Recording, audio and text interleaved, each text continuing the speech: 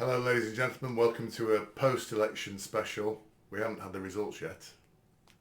Elections that happened. Yeah, but it's going to go after the election. Yeah, okay. So this will be going out after the election, but we won't have the results. So you've still got an opportunity, just in case you see it before the election, to vote for Nick Buckley as a parliamentary candidate for Oldham East and Saddleworth. Nick Buckley, MBE. Welcome, Nick. Oh, let's move that. I forgot about that. Oh yeah, you may not have heard that. Right, they would have done, yeah. So we'll start with a little bit of politics, Nick, if that's okay. And I won't ask you how the campaign's going because the election's over now. So you've done what you can. So just pre-election. I could be in London. You could be in London. Yeah, you could be actually. I could be in Parliament. You could be. Somebody could be receiving you. Yeah. You could be stroking Churchill's foot as you walk into the Commons at this moment. So I won't be talking to you again. Yeah, I'll have better friends then. I know, yeah. I'll be cast aside at that point. There's been an interesting situation with a canvasser for reform who, and I'm asking this question because I've not actually researched it fully. Yeah. It was on Channel 4, I think. Yeah, or I know quite a bit about it. All right, because I'd be quite interested to hear this. But what it appears to be, and if it is, it just kind of ratifies all my belief about the mainstream media. It appears that Channel 4 have somehow coerced, whether financially or otherwise, an actor with a posh voice, presumably a Guardian reader and Labour voter, as most actors are, to pretend to be a canvasser for reform, speak in a very working class accent, and basically say racist things whilst appearing to be doing it on behalf of the Reform Party. So can this possibly be true, Nick? So when I first saw this in the morning, when it came out a couple of days ago, my initial thought was, well, it could be true. No political party can vet everybody in their party, especially with a snap election. You got 6 weeks, you're going to get candidates in. So my initial thought was, well, this could be true. There'll always be some idiot who sneaks through and says inappropriate things. But then the more I looked into it, the more Reform released information on it, it turned out that this person was a volunteer. So I wouldn't have been vetted, turned up in wherever they were campaigning, and volunteered his services. At the same time, Channel 4 had an undercover reporter in the area, checking out Reform and how they were campaigning. So that's what we know to be factual. Channel 4 then recorded this guy saying certain things and reported it. Reform then looked into this guy, and he is an actor. He had his own website. He's worked for Channel 4 in the past. He is a union member of whatever the union is called when you're an actor. Equity. And he specialises in what he calls rough voices. Saying rough voices for someone with I know, I was going to say. It's quite hard for me. I was going to ask you to explain what that meant. Rough voices. That's rough voices, listeners, yeah. Thank you. Yes.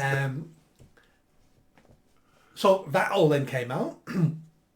What are rough voices? Are they working class voices? Oh, Yeah. I see, right. And when he turned up that day, he only spoke in rough voices, working class, where he's quite a posh sounding man. So the accusation is Channel 4 have set all this up. That's a bit of a jump. Could be true, but that's a bit of a jump. What is more likely, you'd be very foolish to be a top exec at Channel 4 to do this, because this is a career-ending mistake. I never think these things happen from the very top. Yeah. I think they happen. Yeah, If middle. they happen, Yeah. somewhere, some idiot in the middle. Yeah. So again, I can see someone setting this up, knowing, and they've already been told that Channel 4 are having an undercover investigator going anyway, and making sure this guy bumps into them. So I can see all that happening. It turns out it's a big setup. You know, it's a volunteer that no one met until the day he turned up, happens to then hang around with the undercover Channel 4 investigators and record him saying several stuff. Yeah. And then he leaves, never been seen again since. At the same time, in Clacton, where Nigel Farage is standing, we have the Labour candidate, a black man, saying he wants to drink the tears of white men. Oh, yes. Yeah, I heard about that. That's racist.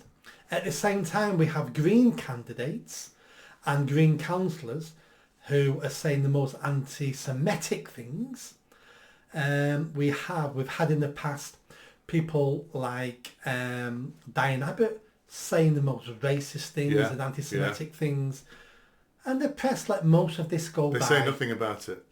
Because in this country now, there's acceptable racism and unacceptable racism. Yes. So the acceptable racism is frowned upon a little bit, but ignored. Yeah. But the unacceptable racism is clamped down on extremely hardly. In fact, when they have these things saying stop racism and stop hate, what it should say is stop what we consider unacceptable racism. Yeah. Stop what we consider unacceptable hate. But don't stop racism, because racism is allowed for certain people, certainly white people. Yeah. So you're right, it shouldn't be stop racism, it's stop the racism that we don't approve of. It's all about control. It's all about control and power and trying to emotionally charge certain things to gain votes. So if you can, and this is what the word Islamophobia has done. That's why we've got people trying to set up Islamic parties in the UK, political parties. Yeah. That's why we've got something called the Muslim bloc vote. Yeah. Because if you can radicalise them, not in a violent way, but as in they feel under pressure, under stress, that people are out to get them, they will coalesce together, because that's what we do in tribes. And if you can get the leader of the tribe to like you, you've got all those votes. And that's what's happening. And that's why racism, sexism has all been politicised. It's all about gaining votes. And there is that awful acceptable racism. I sent you a clip, didn't I? A very short clip. I don't know if you managed to watch it. It was a black girl parodying. I thought it was great. Yeah, and I can't remember what she said now, but one example she said is, "Hey, why don't we have a whites only business day where people only shop at white only businesses?" And she was very cleverly transposing things that I said around promoting black situations. But when you hear them said that the other way around, they are horrendously racist. Horrendously racist. Things like, don't touch my hair, it's, it's that's racist. Don't copy my hair, that's racist, or whatever. If a white person was saying the things that black people can say, such as that bloke saying, I want to drink white men's if a white man said, I want to drink black men's tears, flipping heck, it'd be the headlines on the news, wouldn't it? Absolutely. But that is skipped over, and there's some bloke doing a funny accent, making slightly racist comments is headline news. All about power. It's about power, political power, and the votes. We're being manipulated. We're being used. We are being manipulated. This is they are trying to torpedo Nigel Farage and Reform. Using any method, any opportunity they get to do that. And actually, we've seen remarkably little, considering what potentially is possible. I mean, considering how fast Farage has got to move and find good candidates, he's actually had very little. If it had been a longer campaign, they'd have more. Yes, that's true. But they've all been hamstrung themselves with this snap election. I want to move on to... I was going to talk about Sadiq Khan. I know you love him, but just on that being lied to, I think I'd like to talk about... go across the pond and talk about the Biden-Trump debate, which I don't know if you've seen the whole thing or whether you've seen... I didn't watch all of it, I watched some clips. I did tape it, I was going to watch it, I did tape it, yeah. But I think the most interesting thing about this is an extreme and a highly visible example of how we are being lied to by the media all the time. And this has got to wake people up now, because so many people have been told Biden's fine, he's whatever. But we saw in that interview, they described as a car crash interview, we saw a clearly senile man, a man with dementia, thrust into a horrific situation, trying to, under a spotlight, clearly confused, bewildered, rambling or whatever. But literally the day before, we had the mainstream media in America and in the UK saying he's fine and Trump's a bastard or whatever it might be. This, along with things like COVID, we are being lied to constantly, aren't we, by the media, by the institutions, by our governments. And this is an extreme example. We've always been lied to, all the way down to when we lived in tribes. People in power and people trying to gain power will always lie. It's how they control people. Sometimes they lie for good, sometimes they lie for bad. So a good lie would be, let's not tell the people that this meteor is going to strike the earth and millions are going to die. There's nothing you can do about it, we'll just worry them. You could see that would be a good lie. A bad lie is, our president is fully fit and he's going to be fantastic, and that's a bad lie because he's not. And you're damaging the individual because he's getting worse because of the pressure he's being put under. We've always been lied to. And the vast majority of people, 80% of people, are quite happy with it. Either don't see the lie or forget the lie within minutes, and just want to be protected and just want someone to govern, because we're a tribal creature. It's only certain individuals like me, like you, like other people, who are always a small percentage of people who are pushing for the truth. We're the sort of people who will explore new lands and take new chances and be the inventors and the businessmen. Most people aren't. Most people are just happy going along, plod, plod, plod, their normal day. So things won't change. It's a big lie, this, though, isn't it? Because I'll give you an example of another for various reasons, but this is a big lie because this lie that the media are colluding in, certainly in America, is exposing America because they do not have a competent leader at the moment. And I'm sure Putin and all these other guys know it anyway, but now it's visible that America does not have a mentally capable leader, and that means America is exposed. It has to be. America's enemies already knew this. That's why we have the Ukraine war. That's why we have Iran kicking off and Hamas kicking off and China saber rattling. Yeah. And the Afghanistan debacle. The enemies know all this already. Yeah, we can do what the hell we want. Yeah. So none of this is a surprise. But how they'll spin it, and they started spinning it already. He had a cold, he wasn't well that day. But it's gone beyond that. Lots of people. No, I don't think that. Yeah, it's gone beyond that. No, they're exposed now. They tried to rig it. Yeah. So that he would. They coached him for a week at Camp David, which is unbelievably a long time. But you can't. I mean, you can't coach that. I've had senile members in the family before. You can't. You can see it. You can't coach somebody who's senile. They have brain damage. Exactly. It's impossible to do that. So they tried to do it, and I think they were hoping to get away with it. Yeah. Now they're saying it's now they plan to do this so they could get an alternative Democratic candidate. They were hoping to get away with it. Yeah. They were hoping to get away with it. But all this comes down to Trump derangement syndrome. Yes. That's what this is. Yeah. We cannot afford to lose this election because Trump is going to be a bulldozer. Yeah. Trump is going to hold us all accountable. Yeah. There'll be no controlling him for 4 years. He's going to wreck everything we've built up, which is our elite status, or skimming off the top, all our woke nonsense. So they made Biden stand on that stage out of desperation, out of pure desperation. And I think you made a very good point. There's so many facets to this issue, aren't there, in terms of what's happened here. But you made a really good point either last week or the week before, which was that this is elder abuse. And by virtue of forcing this clearly ill man to do these things, you are shortening his life, his enjoyment of life, his treatment, because he needs to be treated for this illness now. And there are treatments for people like him, so they can live a more pleasant life. But you're actually shortening his life, his enjoyment of life, his life expectancy as a result of this. And his wife is in the middle of all this, isn't she? She's complicit. Yes. She's complicit. Let me answer it this way. You're an employer. Yes.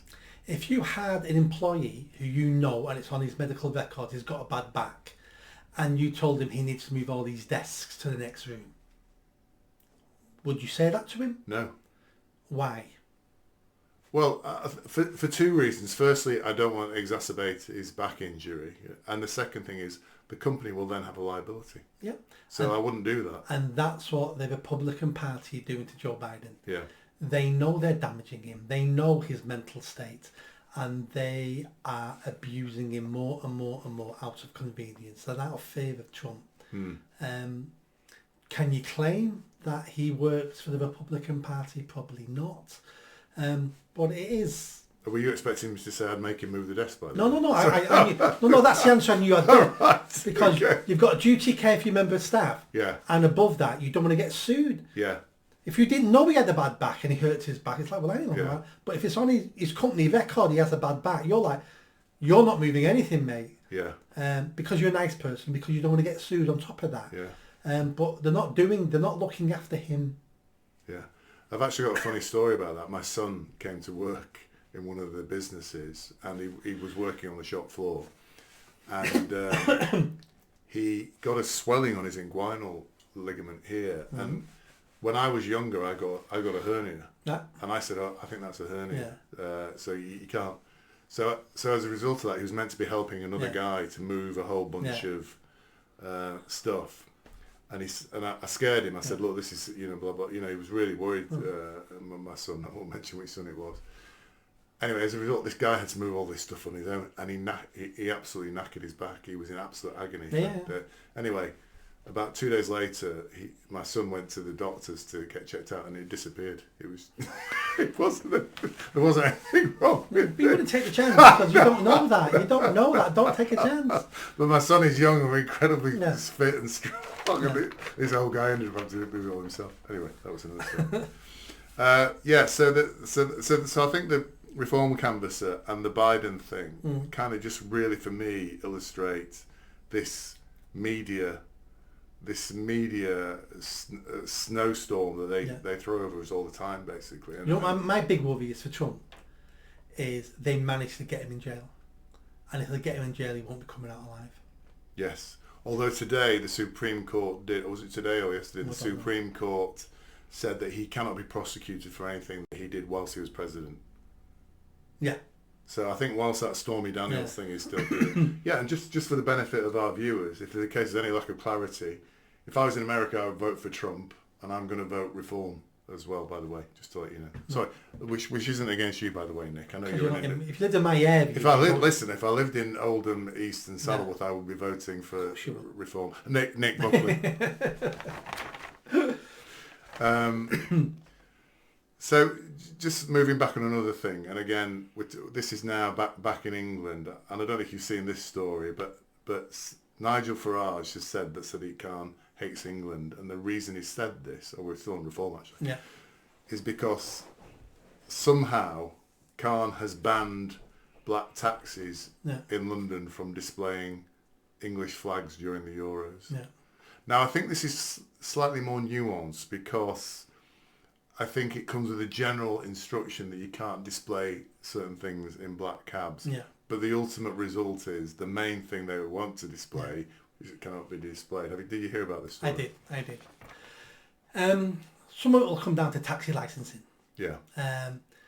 And we would need some sort of new legislation to state that you could fly the Union Jack or the Cross of St. George, because if you just put flags, next week we'll be having cabs flying Pakistani flags, Indian flags, Nigerian flags, Japanese flags, Palestinian flags. So in some ways I kind of empathise. It's kind of if it was restricted to English flags, I would say that's outrageous. But I think this has actually been spun by the media in a slightly, but certainly by the social media. Yeah. And by Nigel. Yeah. Yeah, I mean it's a good attack line on Khan in London, but I think it'll come down to taxi regulations that you can change, but then you open up the whole thing. Yeah. It was like when I was running for mayor, I was saying to people, if I become mayor, Greater Manchester Police, no police officers will have rainbow lanyards, rainbow epaulets. Yeah. They won't have Free Palestine badges. They won't even have cancer badges. Yes. Because I want none of that on the uniform. And then someone said to me, what about the poppy? And I went, that's a good question. And you know what? Yeah. No poppies. Really? Because No. because I don't agree with that, mate. because I'm once not going to vote for you now. once you open the door, Yeah, but a poppy. so the question is, what's more important, having the police neutral or police officers wearing a Yeah, poppy? but what? Yeah, I would understand that. But how are they being partisan by wearing a poppy? They're not. They're So, not. because you're being partisan if you're doing the rainbow things because you're actually supporting a cause for which there's divided All views. we'd be doing is we'd be opening up the police and the mayor to legal cases in court about why have you banned that but not this. So I have no problem with police officers wearing a poppy. I don't wear poppy myself, by the way. I haven't for... I do when I remember. I always forget. I don't, because I wouldn't buy anything off the British Legion. The British Legion is a woke charity that I would give no money to, so I don't wear a poppy I haven't even thought about that. for that reason. But You're so cynical, Nick. if it's to get rid of the woke crap out of the police, and what it takes is banning everything, ban everything. Ban everything. Years later, we can start looking at stuff. So can I then ask you a question? I think as the mayor, either mayor or as an MP, you said you would have a St. George's Day public holiday and celebrate that. On that day, would the police be allowed to wear St. George's flags? As the mayor... Or was this the mayor? I can't remember. Only the mayor has the power over the police, an MP doesn't. Yes, okay. So as a mayor, I would, at this moment in time, I would say no. But what I would like to do is I would like to change legislation. I would like to change legislation where anybody can fly the Union Jack or their flag, as in England, Scotland, Wales. In Scotland, you can fly their flag. In Wales, you can fly their flag. In England, you can fly our flag. But we all can fly the Union Jack on anything we wish to fly it on. And it'll become a legal right.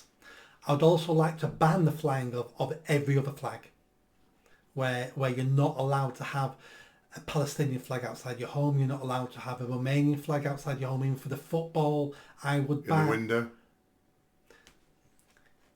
In your window, I would class that then within the sanctity of your own home. In the sanctity of your own home. So I would class that.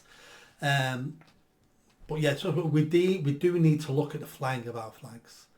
But we need new legislation for that. I can't remember what I was going to say. I was going to say something about the flag side of things. Yeah, sorry. So what I was going to say is this: if we go right back to the beginning of this conversation, it was about England flags in black taxis. I think Nigel Farage has been a bit mischievous here. I don't think all politicians are during elections. I think whilst we're a fan of Nige, I think here he's been a little bit cheeky because he's saying, Sadiq Khan's a racist, but actually, if it's all flagged, because I don't want to see Palestinian flags flying in taxis in London either. I think Farage's argument would be, look at all the pride flags you have hanging around London. Look at look at all the other crap you do. Yeah. But when a British black cab driver wants to put a flag on his taxi, you say no. So he's been a bit mischievous. There's a bit of a point there as well. Yeah. I just want to quickly drop back to the media thing. We've been talking about Biden and things like that. Because of the fact that the Euros have been played at the moment, I'm watching BBC at a friend's house because, of course, I haven't got a TV licence because I don't watch BBC. Of course you wouldn't watch live BBC in your house. I wouldn't do that. That's illegal. Yeah, it's illegal. And as I don't have a licence and I've declared that, that's the case. Do you know the difference between illegal and unlawful? No. What's the difference between illegal and unlawful? Unlawful is when you're contrary to the law. Illegal is a big sick bird. You know, when you're doing these jokes, if you give me, just kind of give us. You laughed at the first one. I thought I could go for two out of two, but I should have quit while I was ahead. But I think for the mental comfort of our listeners, if you could just give us due warning when you're going to deliver one of your jokes, because it's like. We can see it coming from a distance away, but that's very good. So yeah, as my watching BBC at a friend's house, but as a result of the TV being tuned to the BBC channel, then what I find is occasionally other BBC programmes will come on, and the BBC News came on after one such match, and the thing it was talking about was the results in France. Yeah. And the first thing they're saying, Marine Le Pen's hard right party has triumphed. And I thought, oh my God, they can't even for a second help themselves, can they? No. Not for a second, you know. And then I'm struggling to turn the channel over because they just, you know, and you think maybe they're not as bad as you think they are, but then you just have a second, you glimpse it for a second, don't you, that channel, and there's something like that happening immediately. It's just horrendous, the brainwashing they're doing. Yeah, and there's certain parties, they talk about that all the time, and the Pen's party is one of them. And what we don't realise in this country is Le Pen, her party, we have nothing like that in this country. No. As in, they're socialists. Yeah. They're, you know, bordering on some of their policies communists. Yeah. They're not free marketeers. They're not the Reform Party. They've got some similarity, as in they don't like Europe and they want less immigration. Yeah. But apart from that, they're more left wing than they're a left wing party. Yeah. And the French like the left wing. They do. And talking about the BBC, I sent you an article about, you know, Mary Beard, the historian. Yeah. And I don't know. She is a Labour supporter, or has been. Apparently, she was a Labour Party member. I would guess she is. And then she's on the BBC. And then she's on the BBC. We're talking about as well. And she also she was a member of the Labour Party, but then left after Blair resigned, finished or whatever. But she wrote an article. She was interviewed, probably on the BBC. I don't know. I don't know how I read this, but it might be in the Telegraph. But she said some interesting things, and I don't think she realised what she was saying. And she was talking about populism and she said, and she's a historian, so she's actually a very good historian, by the way. So, but she said, a populist uprising is a democratic uprising, in that it comes from dissatisfaction and discontent. So, she's linked here populists to democracy, basically. She's saying something that you and I have been saying for a long time, that populism is simply popular because it's a democratic feeling, and that it comes from dissatisfaction. She's relating this to the Roman Empire. And she said it comes from dissatisfaction and discontent. And then she said the reason that people like Farage and Trump come to power is because nobody is responding to the people's discontent. And she then went on to compare Nigel Farage, again unknowingly I think, to Julius Caesar. Now Julius Caesar is one of the greatest leaders that Rome ever had. Yeah. He is the one that basically created the Roman Empire from the Roman democracy, if you like. He straddled between Roman leaders and Roman. He was the first emperor. Yeah, he became the first emperor. Yeah. I think it was. Was it Alexander? Not Alexander, who came after him. Constantine. I can't remember who his name was, but it was. Yeah, I didn't know this stuff. But so she's actually saying here, which is really interesting because it's Mary Beard. She's actually saying that populism is in fact democracy, and that in fact the reason that Trump and people like Farage become popular is because they are responding to a level of discontent in the people that is not recognised by any of the parties. Do you think that's true? I read that and thought, I don't know why she wrote it. Don't we all know that to be true?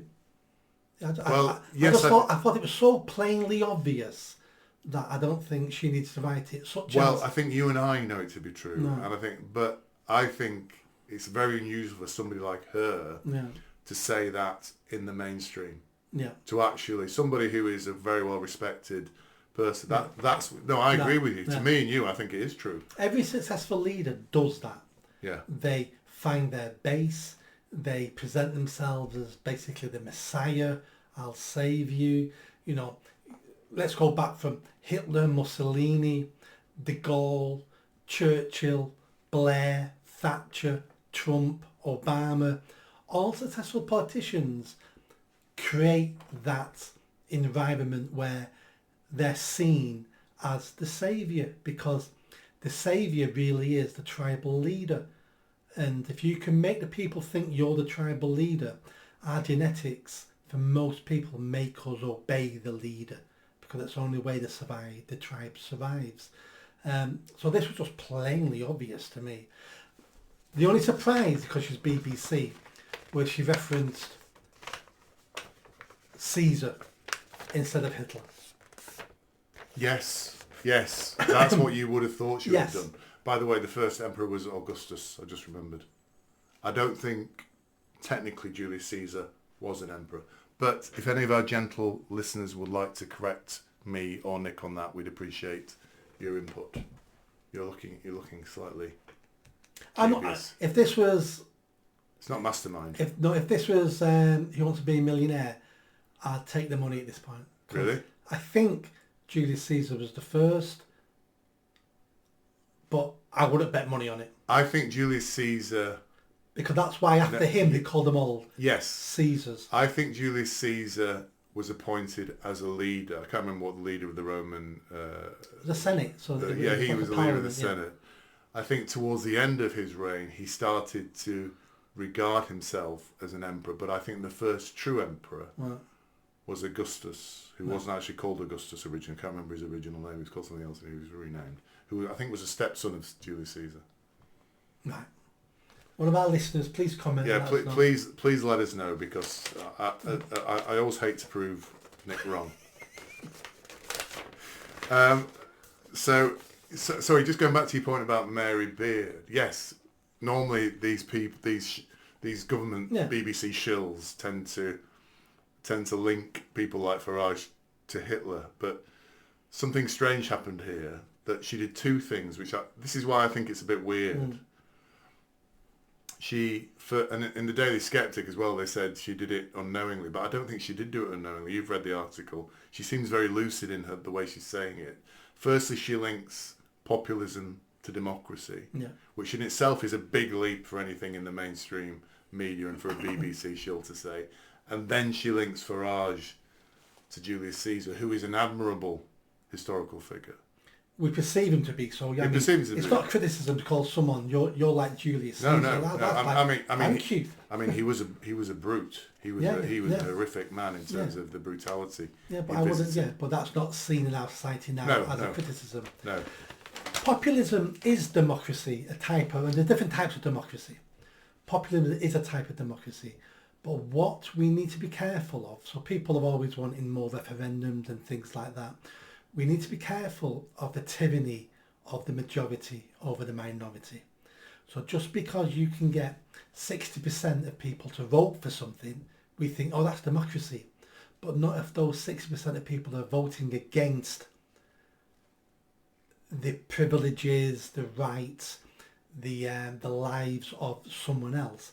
So it wouldn't have been that long ago in this country where if we had the majority, the tyranny of the majority, well, put homosexuals to death, and maybe you'd get 60-70% of the population going, I'll vote for that. Yeah. In some areas in the UK, you'd get that now. So we need to always be wary of the tyranny of the majority. But populism is a form of democracy. But democracy by itself isn't the answer, because it's flawed by itself. And what we don't seem to realise in the West is democracy is an experiment. We've had democracy in this country now for what, 200 years? Well, 100 years? Is that when women got the vote and working men got the vote? Men got the vote in 1918. Women got the vote 10 years later, 1928. You mean all men got the vote? All men got the vote. Men had the vote before men. Only a very small percentage. Yeah. Some women had the vote before that. Yeah. We've got records of women voting. Yeah, there was a form of voting, although it was all based on power and land ownership and all that sort of stuff. But you'd say we had what we call now democracy for the last 100 years. It's an experiment. Most people in the West, from some of these things I've read, are saying democracy doesn't work. Well, I think you're leading nicely into something else I was going to talk about on democracy now. And that's, the headline here is democracy may need to defend itself. So they did a survey of 18 to 35 year olds across 30 countries, and 1/3 said that they would approve the idea of a strong leader who would do away with legislature and elections. Yeah. I know that's easy for me to say. So basically, this is they're describing this as autocratic envy. So we have people in this country and across countries in Europe looking at Putin, looking at Trump even, and saying, we need leaders like this who will basically lead us, make decisions for us. We don't have to make the decisions all the time, vote and whatever. We want this, and we can see that these people, China, Jing, what's he called? Yeah. Jing Pai, whatever he's called. These are strong leaders who are protecting their people, looking after the interests of these people, and we want that as well. And you can't blame them really when you look at some of the shocking leaders we have in the West. People like Rishi Sunak, Rishi Sunak, Keir Starmer, Macron, Trudeau, Biden. I mean, they're just horrific leaders, these people. You can understand there's a level of envy there from some of these young people looking across. I wouldn't say it was envy. I don't think that's the reason at all. I think the majority of these young people are sheep, and sheep need a shepherd. So they don't really mind if it's an elected leader or a self-appointed leader, as long as that leader leads and keeps them safe. We saw what people will put up with during COVID. If you're told we're keeping you safe, people will give away their rights, will follow the leader, will do as they're told, will dress up their neighbours, if it's all about keeping me safe. And that's built in our DNA. So most people will follow that. Not everybody. But it's also a judgment on democracy in the West, that they can see no benefits of this because they're looking around going, well, I vote, my parents vote, we voted for stuff, nothing changes. We're just engaging in voting to get the same outcome as we've always had. There's no choice. The country just seems to be going down the same path, and that's all over the West. I mean, it's been getting worse now since the 90s. At least in the 70s and 80s there was a choice, especially in the UK. I'm not saying any were any good, but you could the normal person saw a big choice between that party and that party. And then since career politicians, there's no choice anymore now. It's all the same policies, just tweaks on the end. So it's a sad state of affairs for the West. And if this continues and more people become apathetic to democracy, the experiment will end. And we'll go back to what we've always been over millennia, hundreds of thousands of years, which will be tribal creatures who don't vote in their leader but have a say, an informal say. And when you're doing something, when you're taking us to the place we want to go, we will all have our, gets back to Julius Caesar, we'll have our Brutus moment. And we will depose you, and then somebody else will take charge, and then when they don't do it, we'll kill them, and someone else will take charge. Because Rome wasn't a democracy. No. There's a lot to say to having a undemocratic strong leader. That's why I quite like our monarchy as figurehead and signing off laws. And it's not because they're intelligent, because our family is not intelligent. It's been bred out of them over decades and centuries. So we don't admire them because they're intelligent. They have the best schooling in the world and can't even go to university and get degrees. Are you suggesting our king and his sons are not intelligent? I'm just saying they're not there because they're intellectuals and they know stuff. They're there because it's an hereditary monarchy. And why I like that is because they don't have to spend their time then worrying about power, feathering their own nest. Yeah. All they can do is go, I'm here to serve the will of the people. I make the people feel good because I'm a figurehead. We do lots of charity work that makes them feel good. And when push comes to shove, the monarch can refuse to sign a piece of legislation, which they've never done, by the way, but they can do that. But if it got horrendous, they potentially could. Exactly. So not that Charles would ever. And when people say, I want an elected head, my question to them is, Do you think the Houses of Parliament and our politics is really well at the moment? No, it's horrendous. Why do you want to? So you just want another one of them? Yeah. So just because our politicians are failing us at the moment, it doesn't mean our system's broken. It just means we need better politicians. If we had better politicians, our system would work. It worked for hundreds of years. So I'll ask you a question, because then a question has occurred to me as you've been talking. You have strong opinions and beliefs, and you have a good, very clear vision of what you will do when you're elected to Parliament, and when you're going to be elected as a mayor. If in 2 days' time you are elected as the parliamentary candidate for Oldham East and Saddleworth, and somebody said to you, for various reasons, there's been a bus crash or whatever, but you're actually going to be now the Prime Minister, Nick. And then somebody said, by the way, we're kind of just sick of this because, all this crap, whatever, so we're going to make you the Prime Minister for the next 25 years. Yeah. And that will give you a chance, Nick, because we love what you've been saying, because it's been great, all this stuff about, people clearing their front, picking up the litter. Oh, yeah. People love all that. Day one, that's happening. Well, people need to pick up their own litter and, do stuff like that. So we love all this stuff. And actually, Nick, we'd like you to stay here for 25 years. And you now know in your head all the things you could do in those 25 years would you take that? I'd like to think I wouldn't. I think you would take it. And I'd like to take it. Yes, I think you would take it. I really, really would like to take it because I know the good I would do. But power corrupts, and absolute power corrupts absolutely. And there's a very good risk over those 25 years I would turn into something I'm not now. And instead of being a white queen, I could become a dark emperor.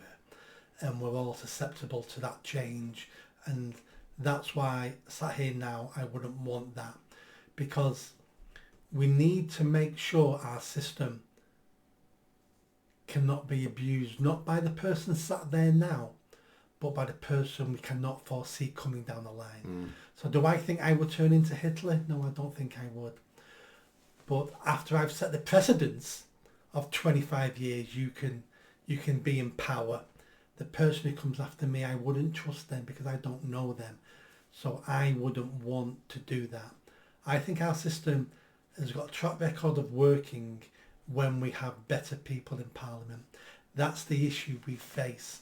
I wouldn't want us to elect an emperor, a Caesar, a dictator, a life president, because we'd be tempted.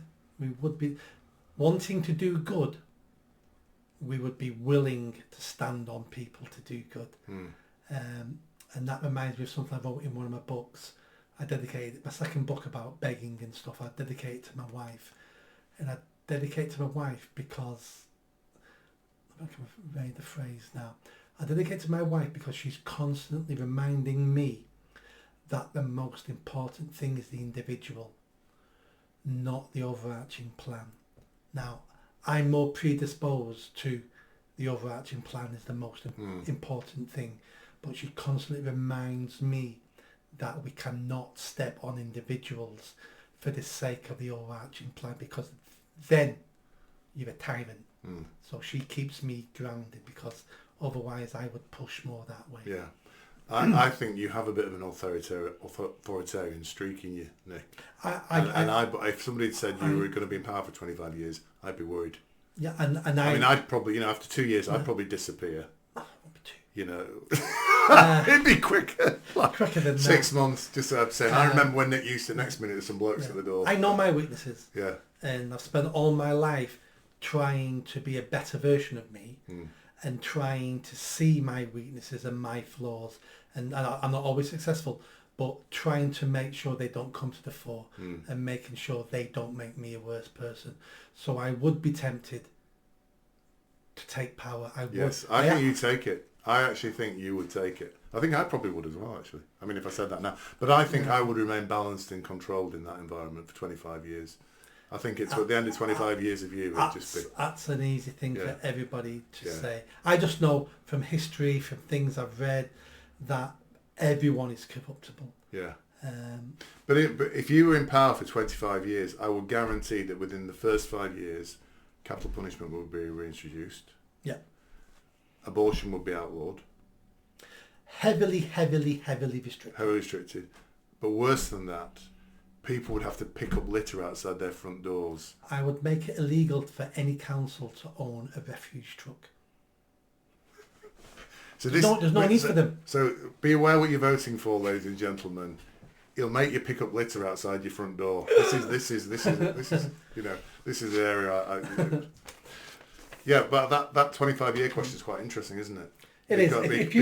If you spoke to any dictator, Saddam Hussein, Hitler, all these people took power to do good. Yes, of course they did. I'm convinced they all took power to do good. There's nobody. But their version of doing good is different to my version of doing good. So Boris Johnson took power to do good. You know, Joe Biden took power to do good. Of course, everybody takes power to do good. And they want to do good. I think deep down they want to do good. Sure but they do. They are frustrated in that process for all sorts of reasons. And the same thing would happen. I don't mean you'd be frustrated, but you would find obstacles to achieving what you wanted to achieve. Huge obstacles trying to change anything in this country. Huge obstacles. So in order to do that, I think that's the point of this, that what these people are reflecting on the fact is we need a leader who's in charge so they can actually fix the things we want to be fixed before they're gone and then somebody else comes. I mean, if you look at the Conservatives, the number of leaders they've had in the past 3 or 4 years, it's just horrendous. And none of them has done anything. And that's because they're all career politicians. Yeah. Well, because when they've had difficult choices to make, they put their career first. Yes. But you can understand, therefore, why people envy people like Putin and Xi Jinping or whatever, because they're seeing somebody there who's actually looking after their people and fixing things. And so you understand. I mean, apparently, you know, Russia's, since the Ukraine war, the economy's booming. Yeah, because they produced everything for the war. Yeah, the economy's booming. I think we discussed downstairs my politics, and you said I was a communist or something. And I think what I said is, you know, I believe myself to be a libertarian. But the thing that's infuriated most in the week since we last met, in all the things I've read, is a small article I sent you from The Spectator, written by Rod Liddell, who I admire, by the way. I like Liddell. And Rod Liddell describes in this, he's got a page of the way he writes about he has various conceits he writes about. And he said he went on a holiday he and his wife went away in the Lake District for a holiday. And he said, when they took the room, the guy behind the counter, I'm assuming it's a small boutique hotel or something, gave them a complimentary drinks voucher. And he said, here's a complimentary drinks voucher for you both to get a drink at the bar. And so Rod Liddell quite rightly said, that's probably something right. But then as they were about to turn to go to the bar, the guy said to him, however, if you do use those complimentary drinks vouchers, your room, we won't service your room tomorrow. Because basically what he's saying is, because of the planet, or what, I'm assuming this is the rationale behind it, because of so Rod Liddell said, as a result of that, I hated the man and I hated the hotel. And that behaviour that guy in the hotel exhibited towards Liddell is what I despise at the moment about this country and the people in this country and the way they behave and the way they think. And this awful martinet, autocratic, patriarchal way that people want to treat other people, and specifically now in a service industry where you expect service, there is a punishment. You are punished. You have to be punished or taught a lesson or told something. And this lesson here was, yes, you can have a complimentary drink, but to save the planet, if you have it, we won't service your room tomorrow. Now, what happened to the time when customer service existed and it was good, and you'd go to a hotel and they give you a voucher for a complimentary, and it was a voucher for a complimentary drink? Those times when people gave genuine customer service, gave good treatment to their customers, it's been replaced by this crap. And I'm not joking. When I read that, I was infuriated. I sent it to you straight away. I was infuriated to read that. And that attitude, I think, pervades our society now. in this country.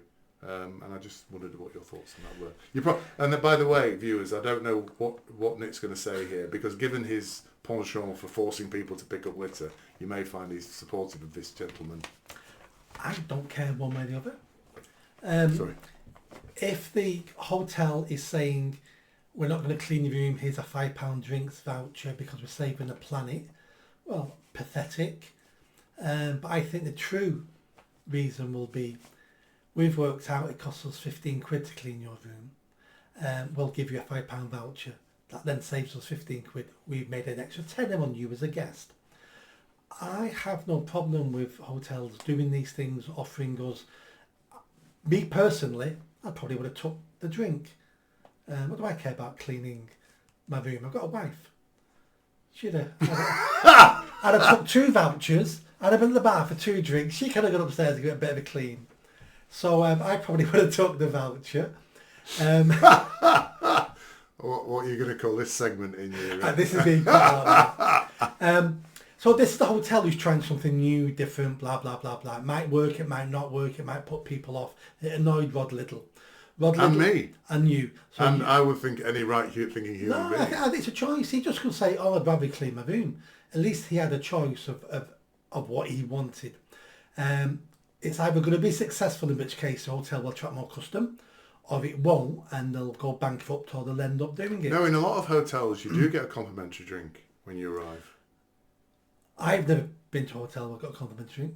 You stay at nice hotels, don't you? Well, I won't. But I again, won't say, yes. So it depends how much I would say that's fairly normal in some nice hotels. Yes. So I've heard. So it depends how much his hotel cost. Yes. So if this was £250 a night, then it'd be like, clean the room and I want a drink. Yeah. If this was a £79 a night hotel, then, well, that's them being smart about their budgets. It all depends on how much the hotel was.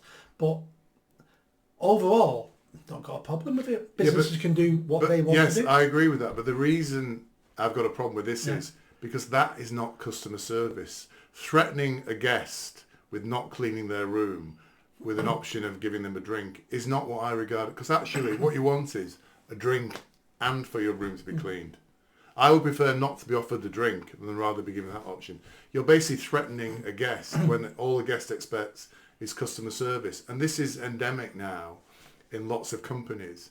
You know, it's like McDonald's now, and I love McDonald's. I go there, I always get my coffee there. But when you do the screen thing, which by the way, don't do, by the way, ladies and gentlemen, because apparently they've discovered all sorts of horrific germs on it. Things. Yeah. There's sperm, there's urine, there's all sorts on those screens. So don't touch them, by the way. COVID. COVID, yeah, even worse. Wear a mask. So I always go to the counter and order from the lady or gentleman behind the counter. But when you do it on the screen, whilst you're picking up your sperm and urine, a tip of a charity donation, it asks you to give a chip, and you've actually got to actively say no. Now I don't want that option. I don't want to. If you're going to give me the option, it can be off to the side, and I have to make a deliberate effort to do it. I do not want to be forced to give a tip or say no to a tip when I do it. And there's this awful. I'm trying to think of the correct word for the behaviour. It is patriarchal, but it's worse than patriarchal. Strain now running through the British the British business and the British customer service side, where you've got to be punished for things that sell that you have to be punished in order to enjoy something. And that, to me, what happened in that hotel is a classic example of that. I agree with you about customer service. We don't have good customer service in the UK. You've been to America many times. I've been to America many times. The customer service in America is so much better than it is here. From the person who comes over to give you a serviette to somebody who serves you at McDonald's. And we used to joke about that as if it was all put on and fake. It's never come across as fake. No. It may be fake, but they're bloody good actors when they do it. And it's like, they're so friendly, and the customer service is always spot on. We don't do that anymore. I'm not sure if we ever did it as well as Americans, but it's a cultural thing. Once we started losing our small family-run businesses and shops, where you knew Pete, now you're employing anybody. It's something that does need to come back. And it also goes through all our public services as well. No customer service correct. for anything. Yes. NHS treat you like crap. What are you going to do about it? You only can come to us. Yeah. You will phone the council up. What are you going to do about your bins? You've got to come to us. Yeah, correct. There's no customer service running through our industries at all. Yeah. And that's why we need you in power for 25 years, Nick, so you can sort all these things out. But yeah, it's a license. What's happened now with all this virtue signalling, climate change or whatever, COVID was a classic example. It's a license for the little Hitlers to actually impose their grubby little wills on people that they normally wouldn't have a chance to even spit on their boots. We've always had them. If you remember the sitcom Dad's Army, yes, we portrayed it there as well. Yes, yeah. And that's because power corrupts. Yes. And you can get someone with no status, no power, no intelligence, give them a little bit of power. It's a bit like the joke or the saying where the person who watches the car park at a multinational, lets people in out the barriers, thinks he runs the company. Yes. He's important. Yeah. But people with a little bit of power, especially when putting a high-vis jacket, suddenly they think they're somebody. Yeah. And they will exert their power to their limits in that situation. And usually a lot past their limit as well. Human trait, power corrupts. Yeah. I'm not sure you should be in charge for 25 years then. I shouldn't be. No one should be. Hence why I want a smaller government with the state doing less for us, with us having more power over our lives and being responsible for more parts of our lives. Yes. Because I'm sick of giving power to other people, because you always risk them being tyrants. Correct. I agree. Something that irritated me, I would say if the Rod Liddle story irritated me on a scale of 9 out of 10. God, you're getting annoyed quite easily recently. I think the second thing that annoyed me on a scale of 8 out of 10 is Glastonbury. Yeah. And I get that one. I want to talk about the hypocrisy of Glastonbury. And there's 3 things that happened there. One is the Banksy thing everywhere. I don't know if you're aware of this. The second is the fact it costs 350 quid to go to Glastonbury. And then the third thing is the Nova Music Festival. So I'll take these for the benefit of our listeners. I'll take these one at a time, and I'll mention the Nova thing last of all. Firstly, Banksy created some. It was like an immigrant boat thing. It was like a blow-up raft with people in it. Yeah, and that was passed around. Like a big football, football stage. Yes, correct. It was passed over the heads of the crowd, while some anonymous singer we never heard of sang some crappy song about immigrants. Now, firstly, the horrific thing about that is that all the faces of the people on the boat were brown, whereas the crowd passing it around were predominantly white. 99.9%. White. Secondly, sorry, I keep snapping on your feet, by the way. Just to let you know, gentle listeners, he's not wearing any shoes down here. Secondly... And my nails have been painted pink by my granddaughter. I didn't see that. Secondly, to get into this incredibly elitist, sanctimonious, virtue signalling concert, you have to pay 350 quid. And by the way, Nick, if you don't pay your 350 quid, you ain't getting in. Because we talk about borders and talk about walls. They have built the wall, similar to the one you want to build in Liverpool, by the way. They have built a wall around Glastonbury that nobody can get past.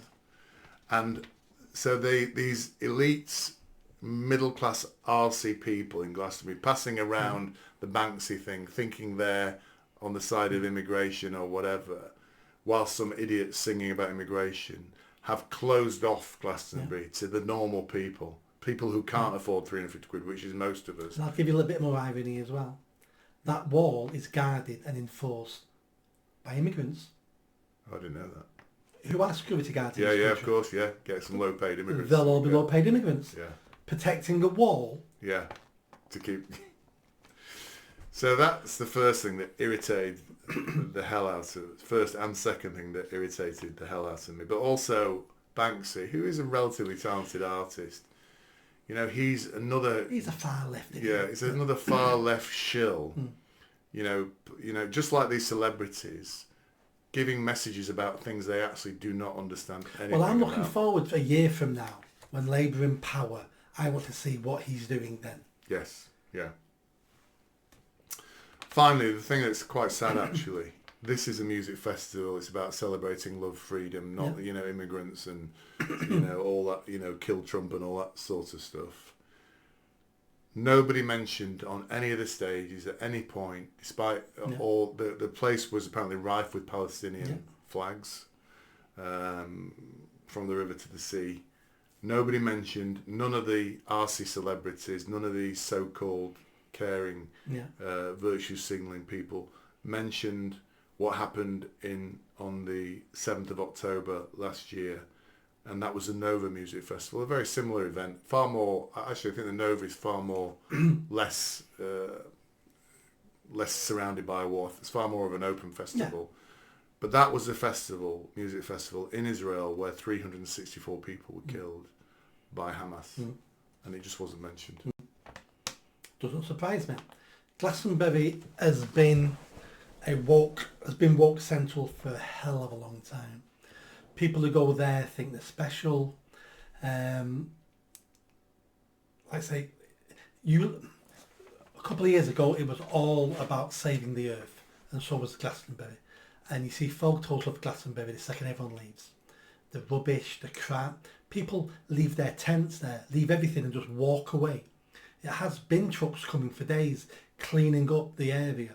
It's not just litter, it's all sorts of things there because people buy all the stuff, use it and then just go on because if you can afford 250 quid for a ticket, you can afford another couple hundred quid for a tent and other stuff.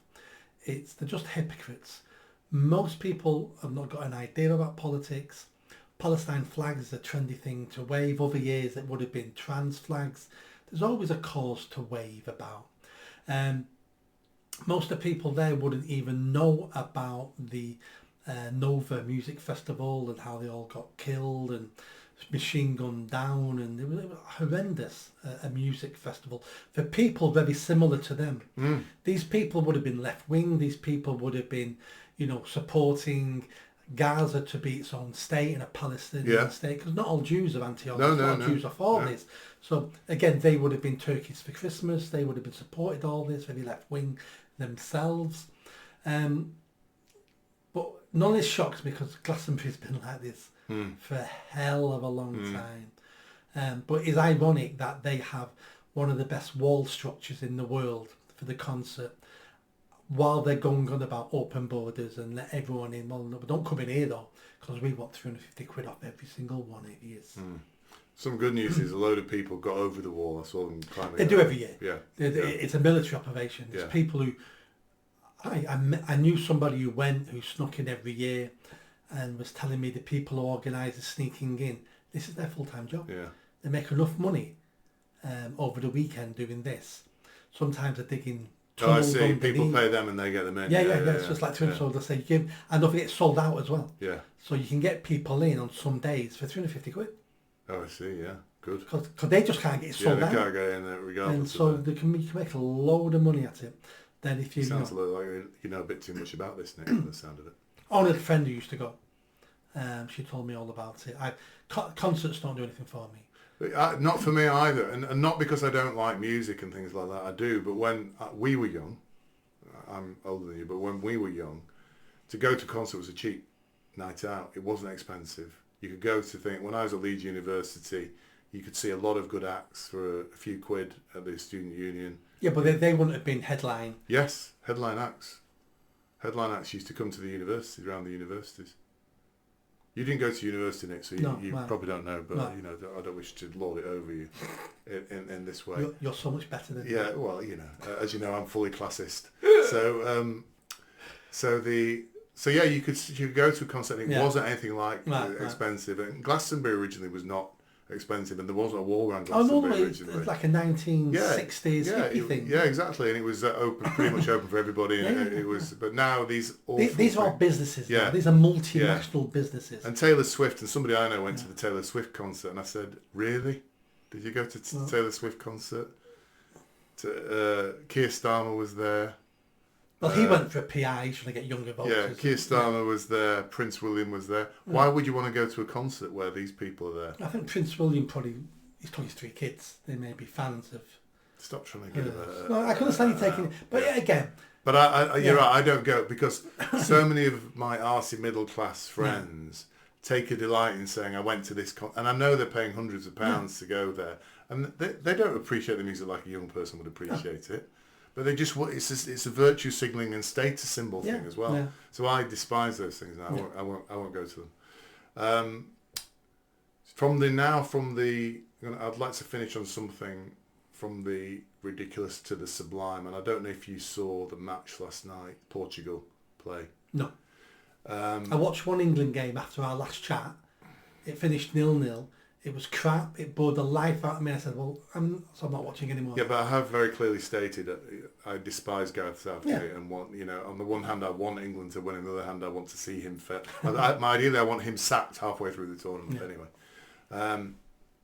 It was Portugal. I got a cryptic text off you saying, God's walk among us. Yes. And I thought, I'll ask him about that. Yes. It was Portugal versus Slovenia, and it was... of course, your favourite Ronaldo. And it was a tough match. And at one point, Ronaldo, to win the match, had to take a penalty.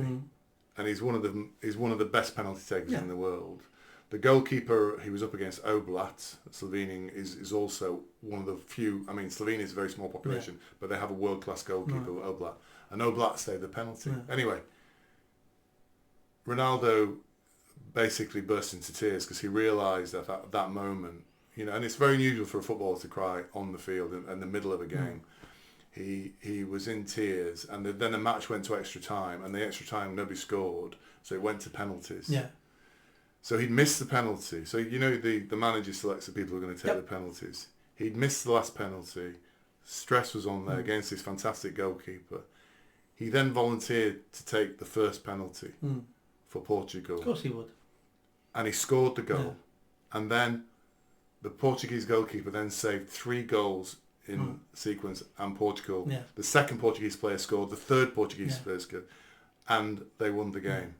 And that's when I sent you the text, God's walk amongst us, because over all this crap you and I talk about, there are people like Ronaldo, human beings who are extraordinary, who cry like babies. Well, the thing is, he cried. And by the way, the BBC were making fun of the fact he cried as well. He cried because of the emotion, because he felt he'd let his country down. This was at a time or whatever. It's very unusual. But as I said to my kids, the reason he cried is because he's different. Most footballers, he's never cried before on a pitch. This time he cried. But he not only cried, he went through that emotion. He then came back to then score the goal. And I look at him and I think, you talk about superheroes and all these crappy Marvel films. And there are individuals like him who are just extraordinary. They are human beings who just transcend the norm of what human beings should do. I mean, he's 39 years old now and still playing as the captain of his team. The guy in the last game who scored a goal for Portugal, Ronaldo had played with his father. Had played with his father over 20 years ago. Played with his father. 39 years old. He came back last night. Had the mental will and strength to then score that first penalty. And I was actually overcome with emotion when I saw that. You didn't cry, did you? I didn't cry. Good. Men shouldn't cry. My eyes may have looked glassy for a moment. Right. But so 2 things there. First of all, him crying. Men shouldn't cry in public. Men do cry, and men can cry, but it's only in a locked bedroom. No one can never walk. That's if you want to cry, that's where you cry. So forget the crying bit. I'll ask your wife if that's happened. If you lock the door and then we hear sobs coming from inside. My wife will tell you that my tear ducts don't work. Yes, so men don't cry. Ronaldo is not a man. That's my point. Well, he is a man. Because my sons were saying the same. He shouldn't be crying. He shouldn't be crying. Yeah. But I don't think that's here nor there. Yeah. So what's spectacular about him is he took a penalty, got saved. That damages your confidence and puts pressure on your stress when there's the next penalty in the same game.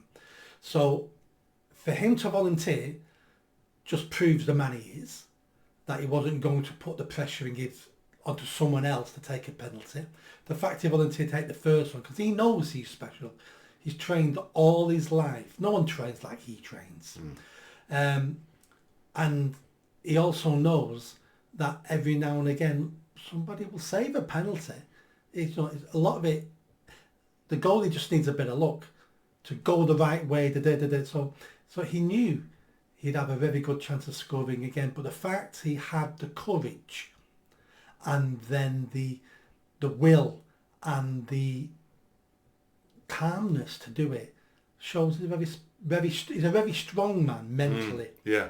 But he's also a fantastic footballer, which there's no doubt about. Yeah.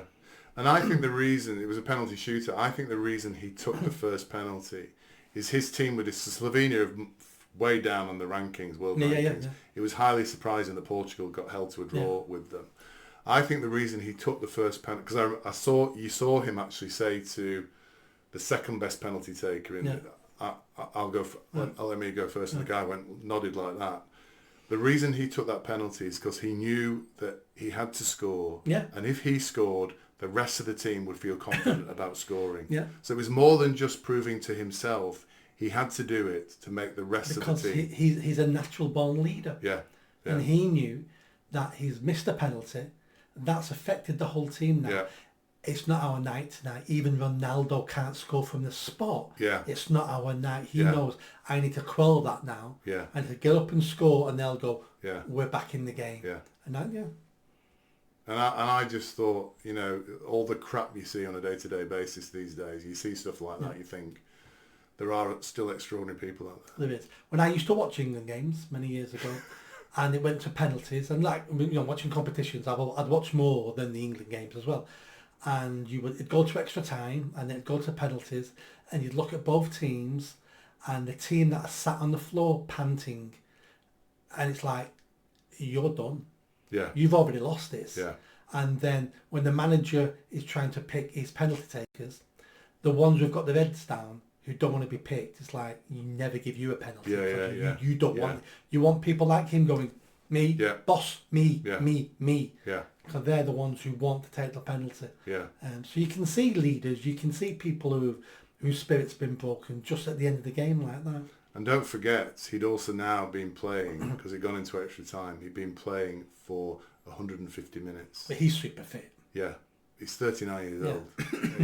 He played all the way to extra time, then took the first. I mean, it's just phenomenal. You missed a good game then. That would have been better than the draw. Would it?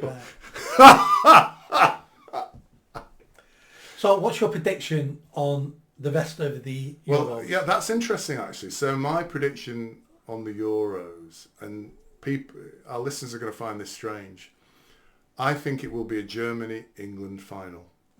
And Germany will win. And our listeners, if they are... Nick doesn't know anything about football, gentle listeners, but our listeners who do watch football will be thinking, why the hell is he predicting England getting to the final? Because of the way they've been playing. They haven't. However, England have some particularly skillful individual players. Jude Bellingham, Harry Kane. I think Foden, although people will argue with me, but those individuals are capable of winning games by themselves, as Bellingham did in the last game, basically.